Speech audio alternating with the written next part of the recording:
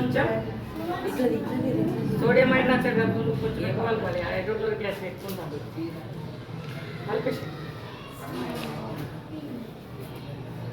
Sodium hydroxide కలిపితే ఏమొచ్చింది మనకి పింక్ రంగు వచ్చింది కదా, పింక్ రంగు వచ్చింది. ఆల్రెడీ దీని లోపల ఫినాప్తలిన్ ఉంది కాబట్టి ఇప్పుడు ద్రావణం మొత్తానికి ఏమైందంటే క్షారత్వం పెరిగింది.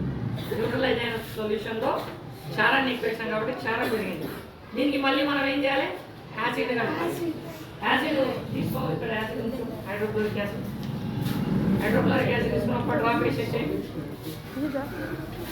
ఆల్రెడీ దీంట్లో యాసిడ్ కొంచెం ఎక్కువనే ఉంది, పర్సెంటేజ్ ఒక డ్రాప్.